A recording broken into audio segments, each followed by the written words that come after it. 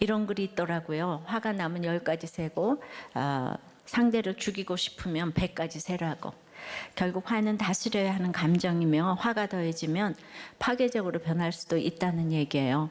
근데 신기하게도 영어로 읽는 앵거에다가 위험이라는 단어는 이제 danger인데 거기 글자 하나가 빠진 그 단어가 앵거죠.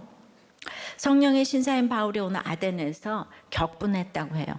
바울은 빌립보에서 데살로니가에서 베레아에서 쫓겨나고 지금 아덴에 와 있습니다. 르네상스 화가 라파엘로의 작품 중 가장 유명한 작품으로 이제 꼽히는 아테네 학당이라는 그림이 있는데요.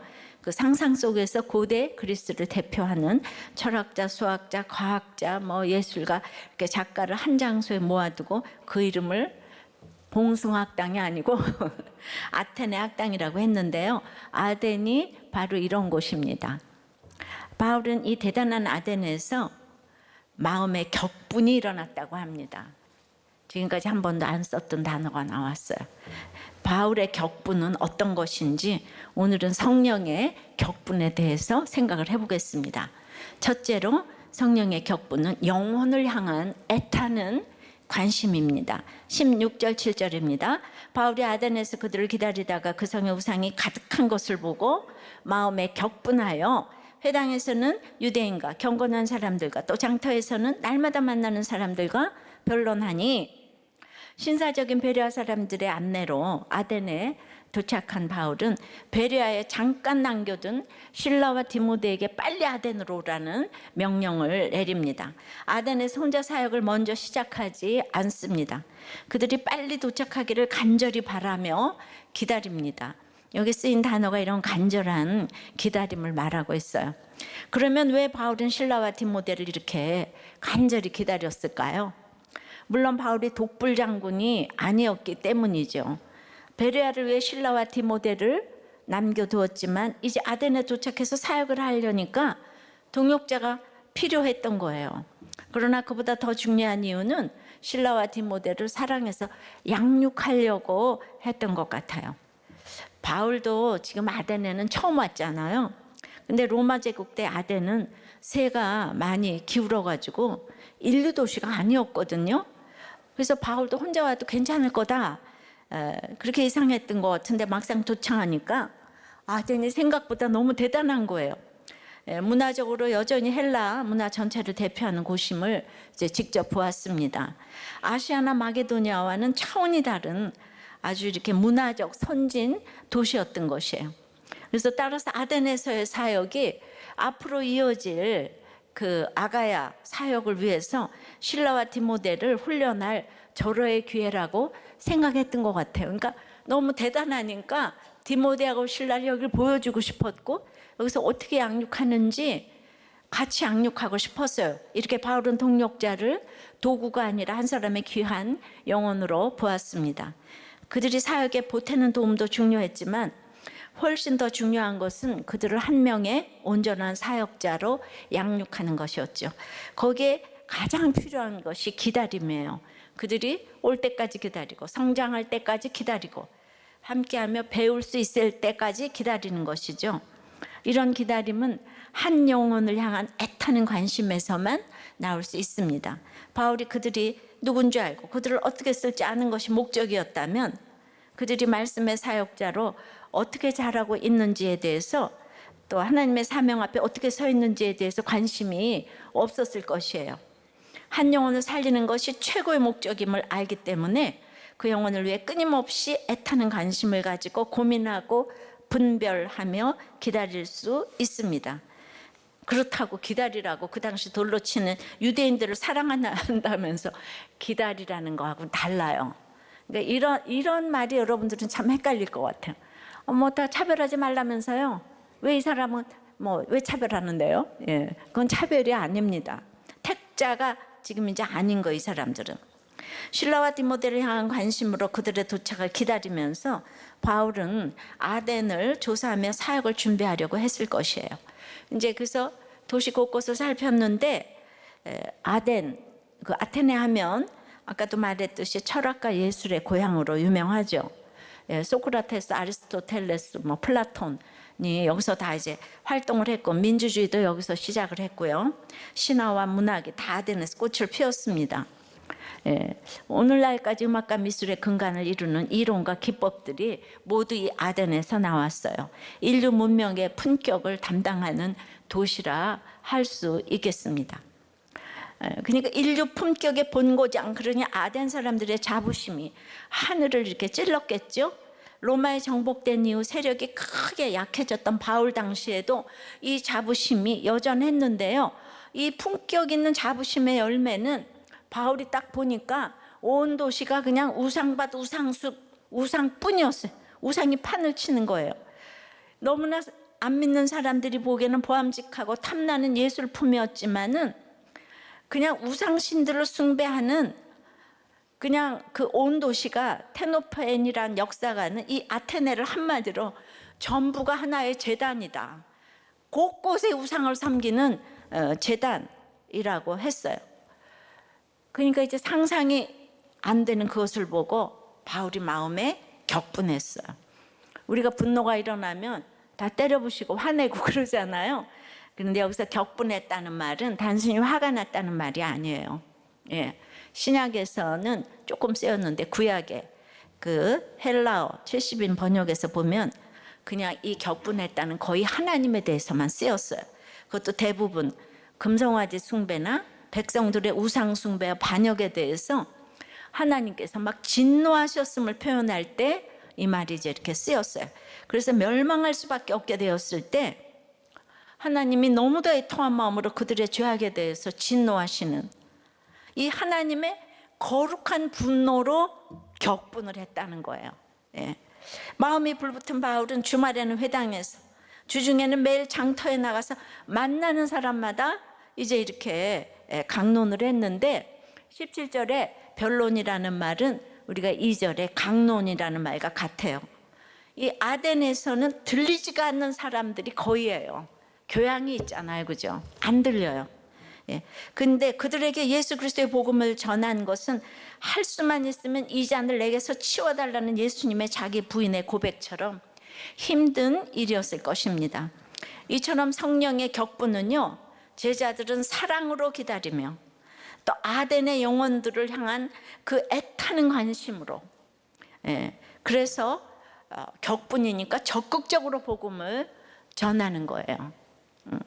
하여튼 이 격분이라는 단어는 아덴 사람한테만 썼기 때문에 바울이 지금 어떻게 돌로 치는 뭐 이고니온이나 뭐 필리포나 이런 데서도 안 썼던 가장 교양 있는 이 아덴에서 격분했다고 해요.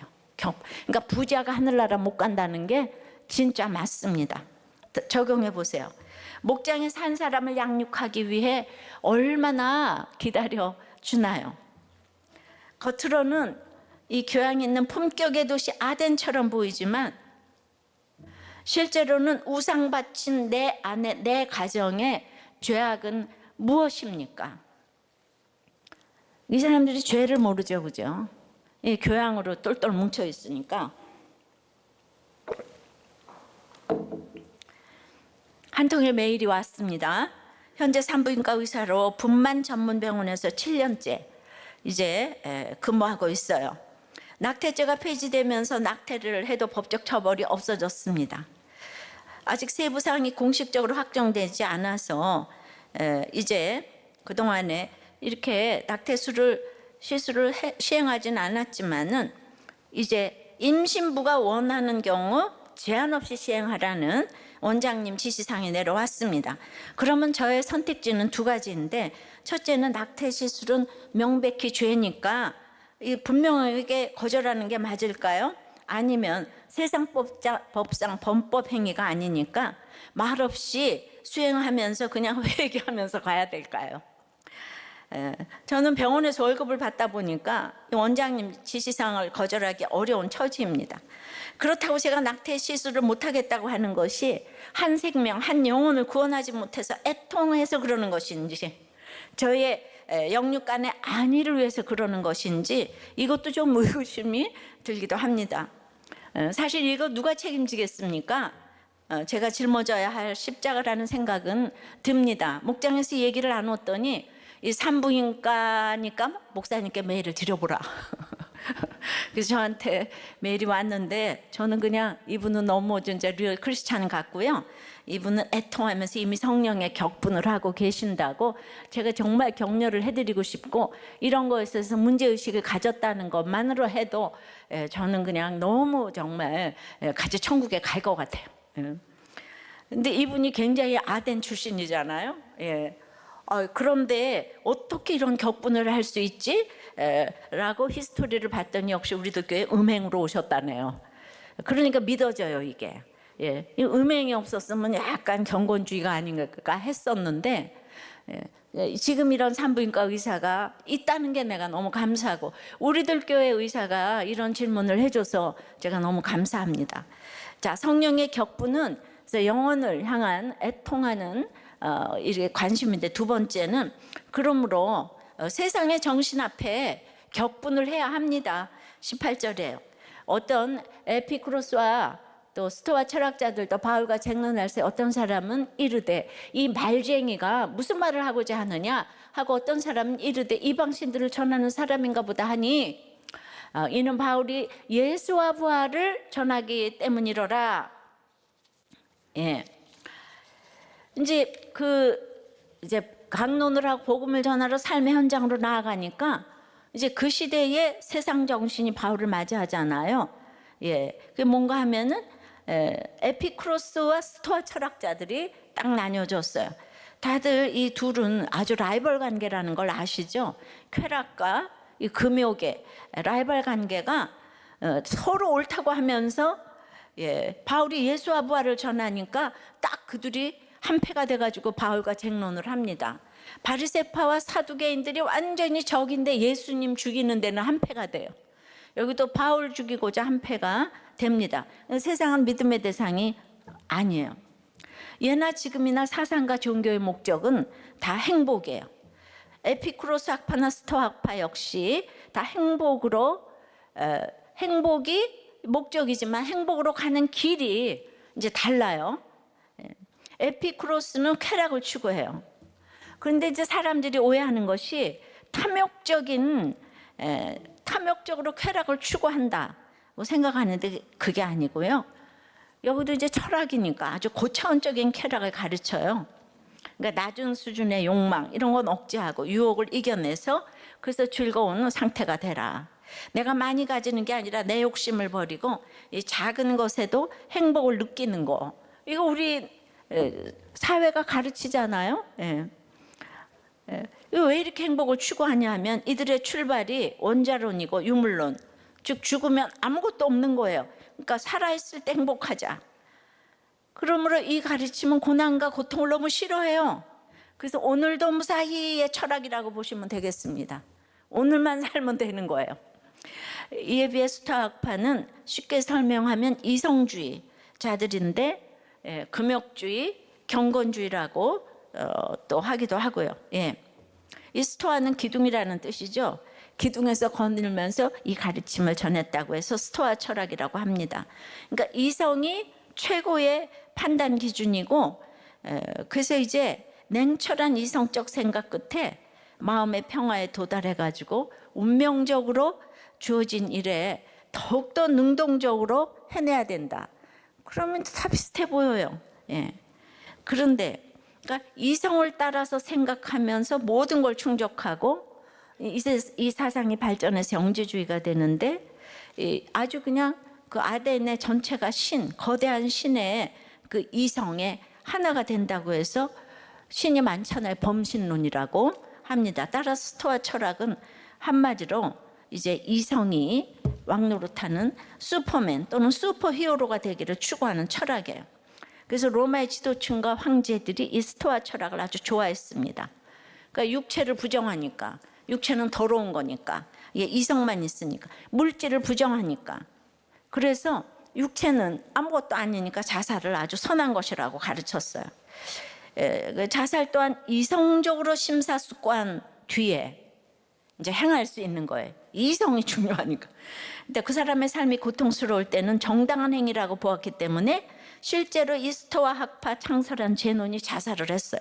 두 번째 후계자 클레안테스도 자살을 했어요. 네로의 스승인 유명한 스토아 철학자 세네카는 노년이 되어 육체적 쇠락이 와서 자살하는 것은 옳은 일이라고 주장을 했어요. 이 세네카도 자살을 했어요. 그 제자인 네로 황제도 자살을 했습니다.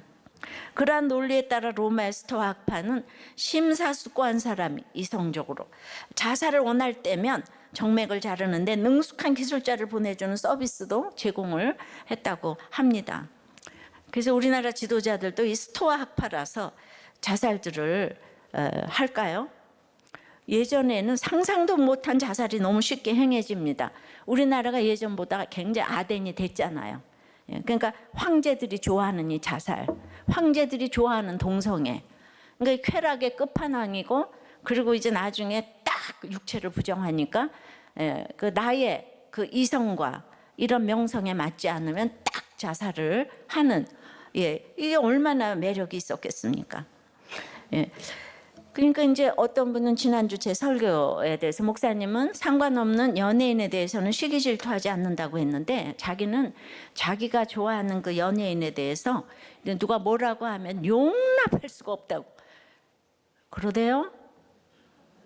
그러니까 요새 연예인들 자기가 좋아하는 팬, 요새는 중년의 그 팬카페가 많아가지고 서로 싸우고 그러더라고요. 그리고 그 사람이 광고 나오면 다 쓴대요. 그 사람이 좋아하는 연예인이 나오면은 그런다고 하더라고요. 그러니까 인간이 추구하는 삶은 결국 이 두 종류의 삶이 적당히 섞인 것 아니겠습니까? 그러니까 에피쿠로스 이 학파처럼 무사한 일을 추구하는 부분도 있고, 스토아 학파처럼 군계일학을 추구하는 부분도 있어요. 상황에 맞게 이 두 부분을 잘 조합해서 대처하는 게 인간의 지략이라고 하는 거예요. 결국 다 행복을 추구하는 인본적인 노력이 되겠습니다. 예수가 없으면 그러니까 다 이렇게 살아가는 거죠. 여러분은 쾌락주의입니까? 금욕주의입니까? 경건주의입니까? 예. 근데 결국은 겉으로 쾌락, 겉으로 경건해도 뒤로 가면 다 똑같다고요. 결국은 다 끝에 가보면은 이제 뭐 자살을 하든지 끝에 가면 또 음란에 문제가 있던지, 예. 인간의 한계인 거죠. 그러니까 이제 이런 스토아와 에피쿠로스 학파의 가르침을 듣고 어떻게 격분하지 않을 수가 있겠습니까, 바울이. 그러니까 이제 이성과 쾌락이 아닌 이 복음을 가지고 이 현장에 나아가서 이 시대 정신과 싸워야 되는 게 성령의 격분인 거예요. 이 시대 정신, 예, 여기 쾌락과 이런 금욕주의에 정신 앞에 격분하고, 예, 신앙을 정립해서 우리 자녀들에게 가르쳐야 하는 것이 성령의 격분인 거예요. 그래서 이제 가르치니까 오늘 18절에 바울을 보고 말쟁이라고 그래요. 말쟁이. 예, 이거는 바닥에 떨어진 모이를 정신없이 쪼아먹는 참새를 보며 만든 표현인데요. 그런 참새처럼 여기저기서 단편적인 지식을 주워다 짜깁기 해서 그렇듯한 썰을 만들어 풀어대는 거리의 철학자들을 아주 폄하하는 말인데, 그걸 바울에다가 딱 하면서 이 말쟁이가, 예, 바울이 비아냥을 몰랐을 리가 없죠. 예. 그럼에도 불구하고 바울은 멈추지 않고 전했어요. 수치와 조롱을 당해도 복음을 전하는 사명의 길을 멈추지 않았습니다. 이런 사람이 성령의 신사예요. 예. 날마다 장터에 나가서 예수와 부활을 전하고 또 전했어요. 왜냐? 빌립보서 3장 8절에 내 주 그리스도 예수를 아는 지식이 가장 고상함을 인함이라. 예. 그 어떤 지식보다도 내 주 그리스도를 예수를 아는 지식이 가장 뛰어난 지식이고 최고의 지식임을 확실히 알았기 때문에 이런 사람은 성령의 격분을 하지 않을 수가 없는 것입니다. 19절 20절에 그래서 이제 말쟁이 그를 붙들어서 그들이 아레오바고로 가며 말하기를 네가 말하는 이 새로운 가르침이 무엇인지 우리가 알 수 있겠느냐? 네가 어떤 이상한 것을 우리 귀에 들려주니 그 무슨 뜻인지 알고자 하노라. 그래도 있잖아요, 아덴 사람은 데살로니가 사람들처럼 시기심에 때리고 가두고 뭐 매질하고 그러지 않고 선동도 하지 않으면서 이 새로운 가르침이 이상하지만은 그 뜻을 알고 싶네. 굉장히 멋있어 보이죠? 예. 그렇지만은 이 아덴 사람이 제일 안 믿었어요. 도리어 항상 때리고 이런 사람들이 진도가 빨라요. 그러니까 자고로 때리는 사람들은 이혼 안 해요. 안 때리는 사람들이 이혼해요. 말 한마디 안 하고 이렇게 있다가 교양 있게 있다가 내일 이혼해요. 교양 있는 사람이 제일 무서운 거예요. 그래서 이제 진짜 더 안 변하는 사람이 바로 이 아덴 사람들이에요. 아레오바고를 끌고 갔어요. 아레오스 파고스는 옛부터 이어진 그 아테네의 최고 법정인데요. 그 종교와 문화에 대해서 아주 결정권을 가지고 있었습니다. 아레오라는 말은 전쟁이고요.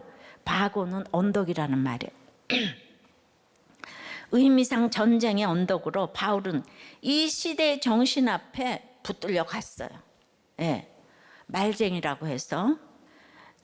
그러니까 옥에가 친 빌립보에서도 소동이 일어난 데살로니가에서도 그리스도의 죽음과 부활을 강론할 때 늘 그렇게 믿는 사람이 있었는데 지금 한 사람도 믿는 사람이 없어요. 지금 아덴에 현재 지금까지 아무도 알아듣지도 못하고 말쟁이라고 조롱하는 이 아레오바고 이 전쟁터에 우리는 붙들려 가야 합니다. 전쟁터로 나가야 합니다. 여로보암과 르호보암 사이에 일생 전쟁이 있어요.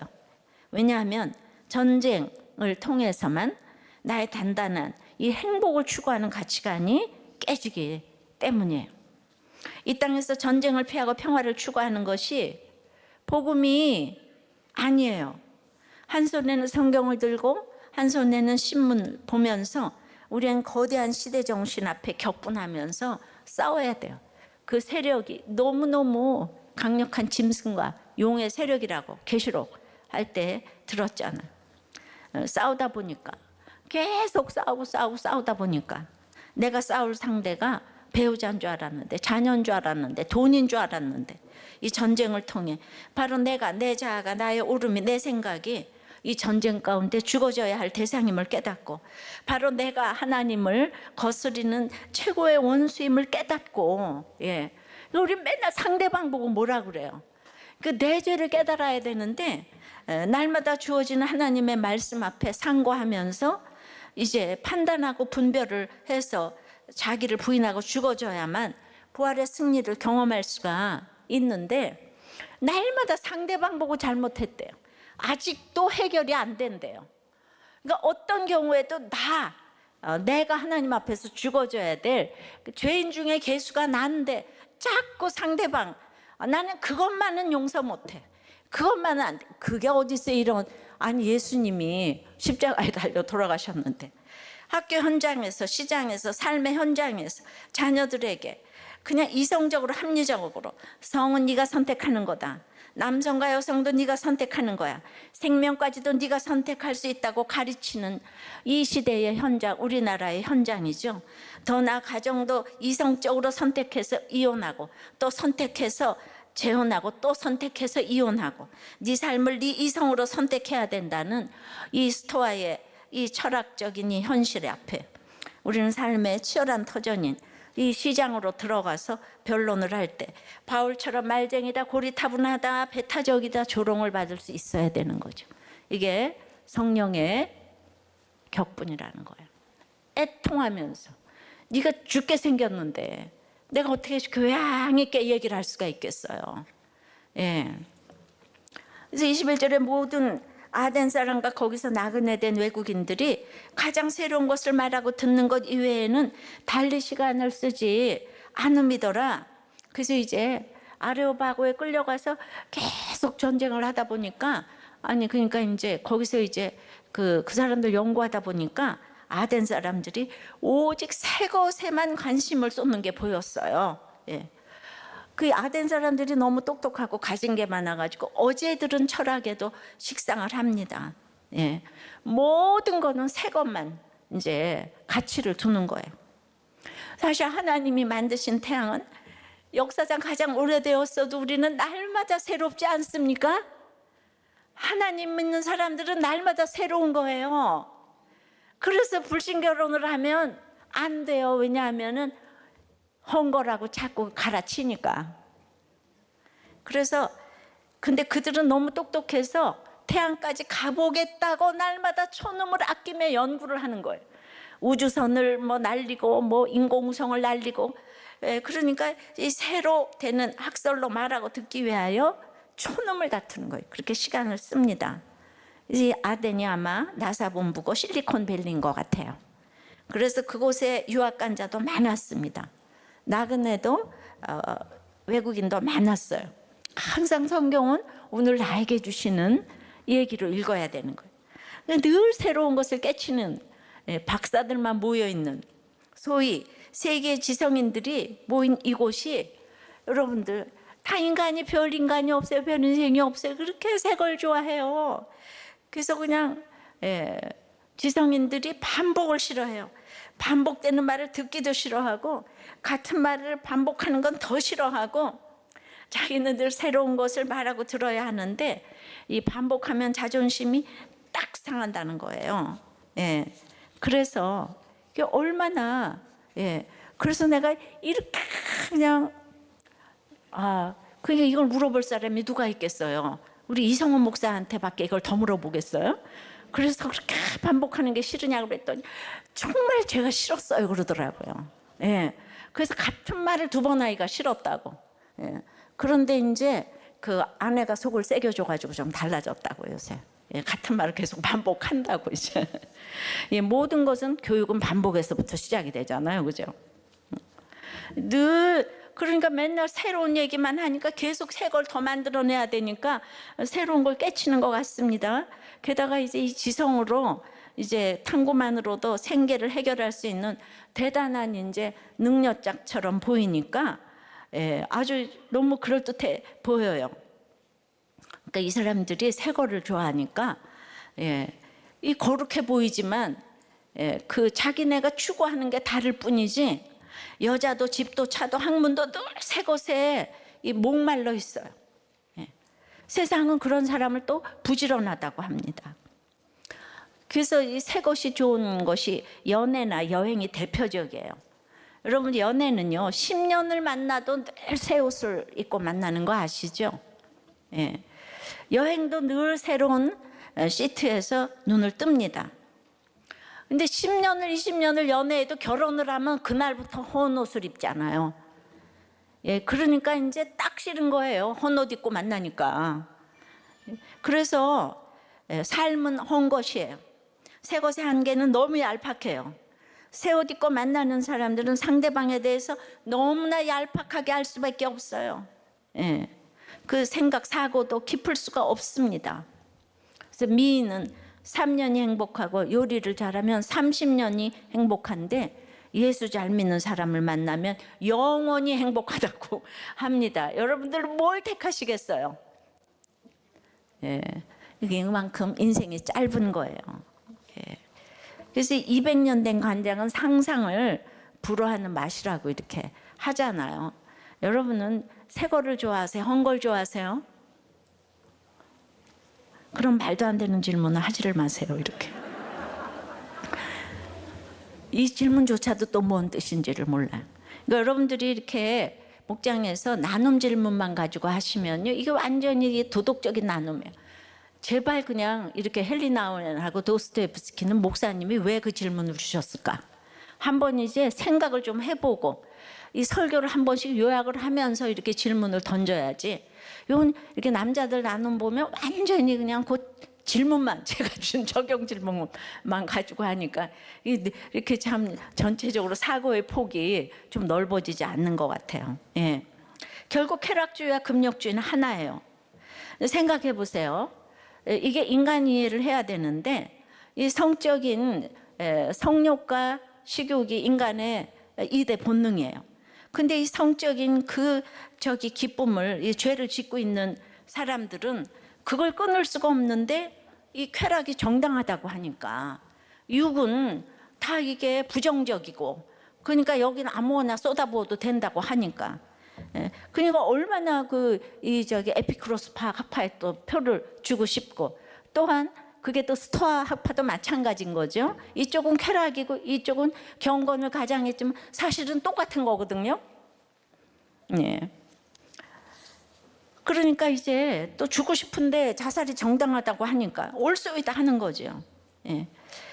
예, 그러나 바울의 새로운 가르침은 인생의 목적은 행복이 아니라 거룩이라는 거예요. 고난이 축복이다. 가정은 지킬 만한 최고의 가치다. 생명은 지키고 나야 한다. 이렇게 세상이 알아듣지 못하는 방언을 우리는 계속 변론을 하고 적극적으로 전하고 격분을 해야 되는 거예요. 근데 바로 이제 그제 그룹 간의 세 개의 결혼인 선남 선녀가 결혼 8개월 만에 이혼을 했다는 거예요. 너무 안타깝죠? 예, 얼굴 뭐 이뻐, 공부 많이 했어, 돈 많아, 그럼 행복해야 되잖아요. 근데 모든 걸 이렇게 갖췄는데, 근데 이럴 땐 정말 한마디만 해주면 이혼 안 할 텐데 하는 마음이 늘 있지만은, 여기가 아덴 사람들이니까 모든 걸 너무 갖췄기 때문에 이게 이제 들리지가 이제 않는 거죠.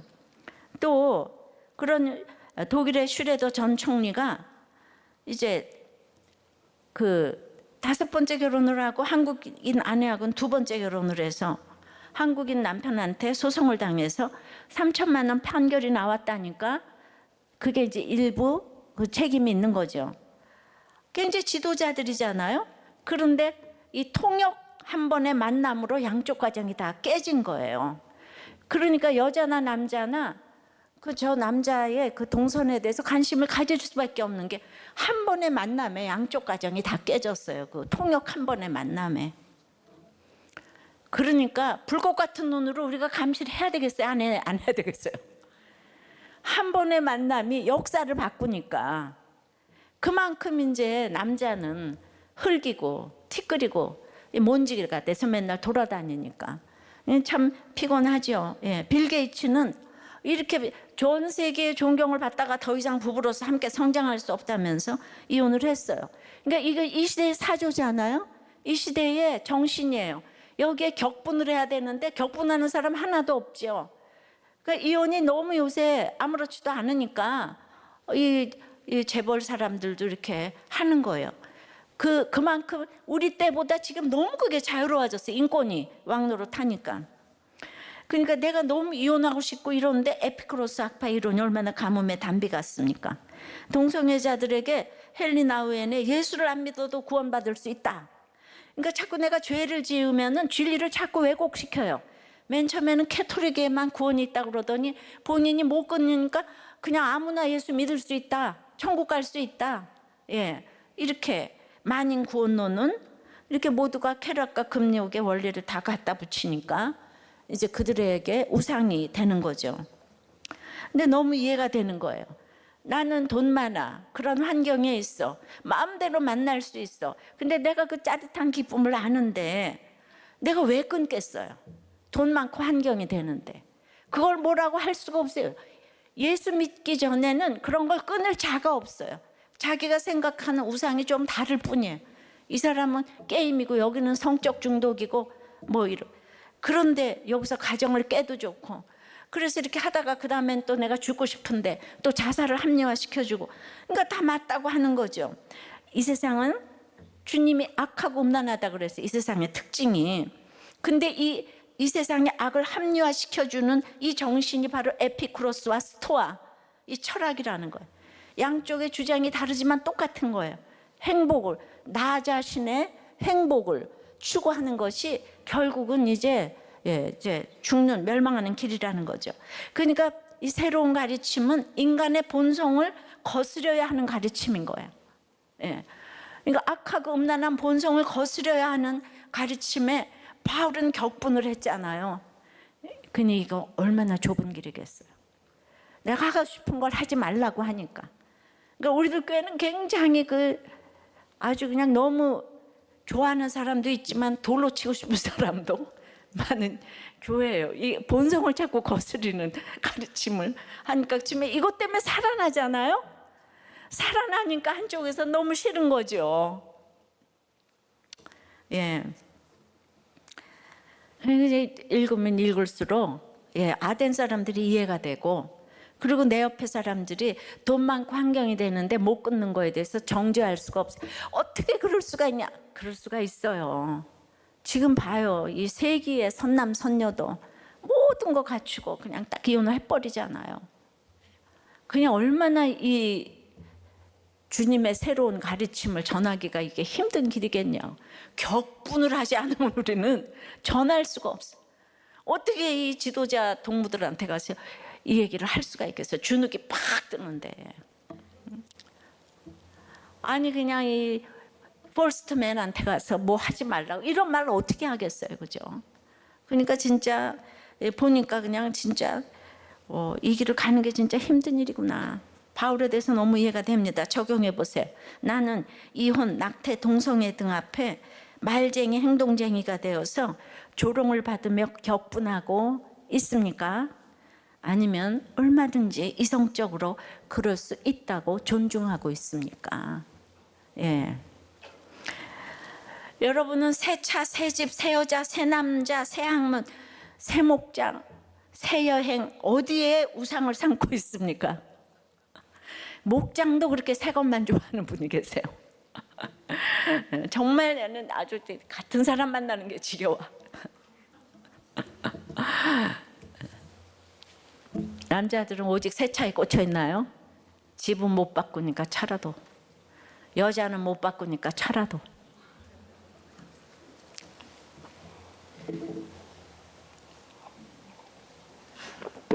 성령의 격분은 세 번째는 범사에 종교심이 많음을 보고 격분해야 합니다.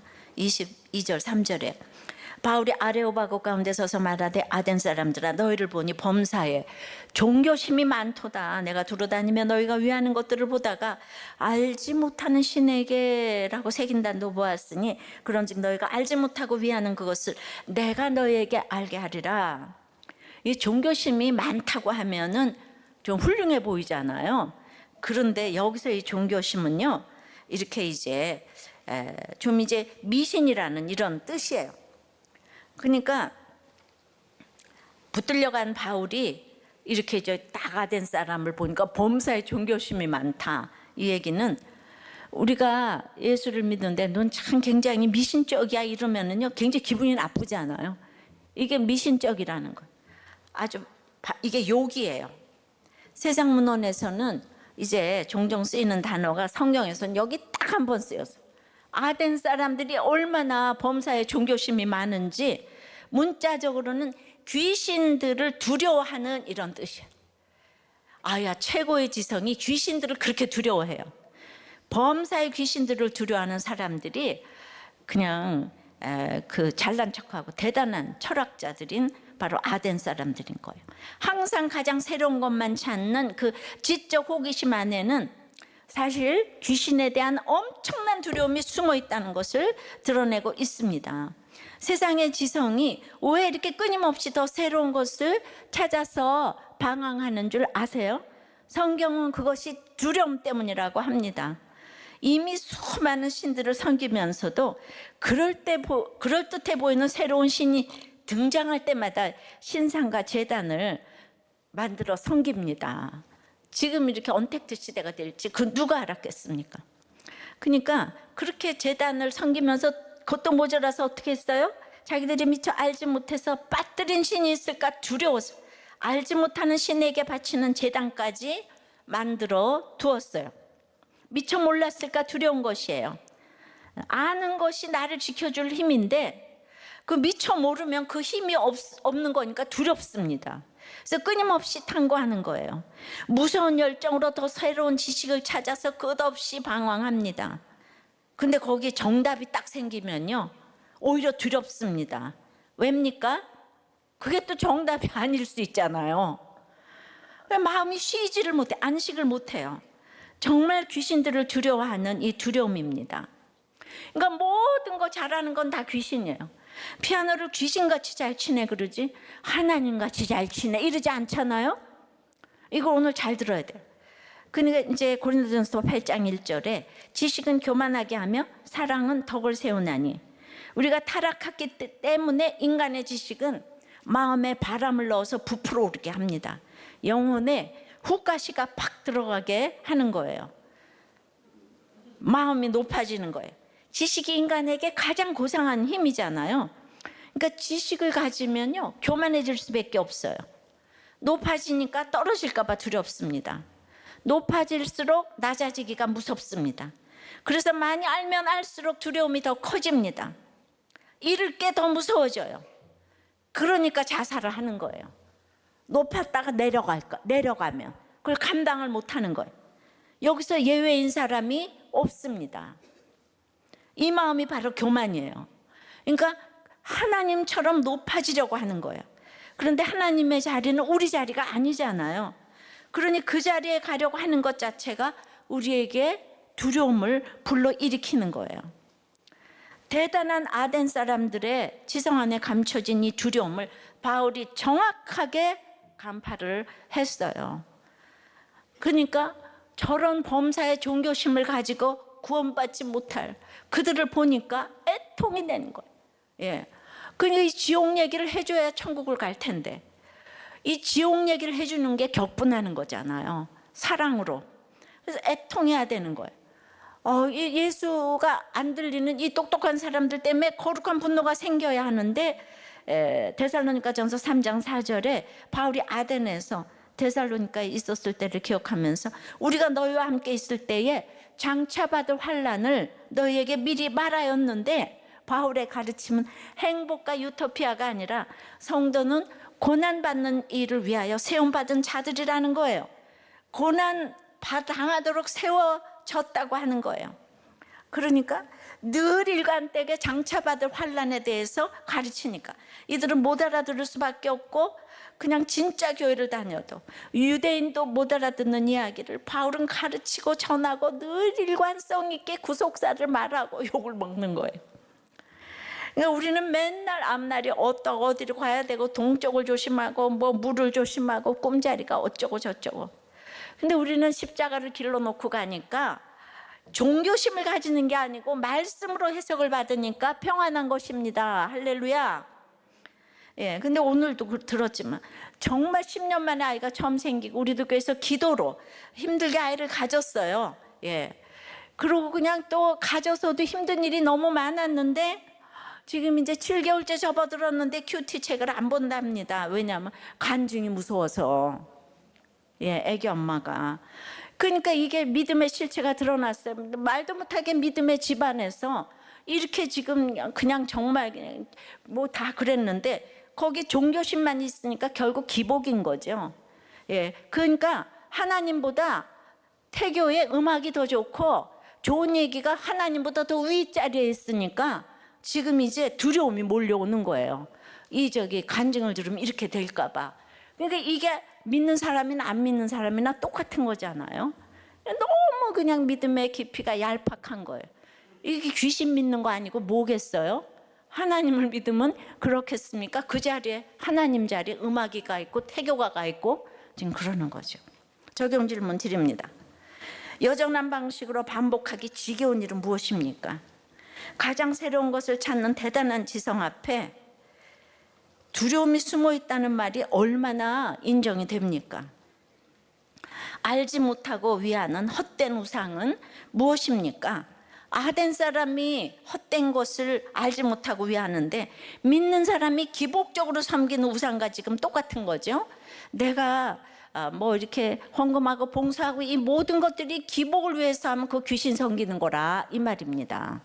하나님 자체가 제일 위에 있어야 되는데 생색이 나는 거죠. 주님, 날마다 기도하지만은 정말 이렇게 삶이 안 따라주니까, 삶에서 상고를 이렇게 못하니까 주여 불쌍히 여겨 주시옵소서. 참으로 우리들의 모든 간증, 이게 성령의 격분으로 간증하는 것인데 그렇게 수많은 사람이 간증을 해도 전혀 이게 귀가 들리지를 않는 우리 아덴 사람들 주여 찾아가셔서 귀를 열어 주시옵소서. 들리게 하여 주시옵소서. 내일부터 행해지는 목회자 세미나에 주님 기름 부어 주시옵소서. 아버지 하나님, 이 시대에 구속사가 들리는 교회들이 나올 수 있도록 도와주시옵소서. 대하생명보호법이 제정되며 평등법, 건강법 여러 가지 이름으로 행해지는 이 차별금지법, 동성애법 통과되지 않도록 주여 역사하여 주시옵소서. 주여 역사하여 주시옵소서. 예수 그리스도 이름으로 기도드리옵나이다. 아멘.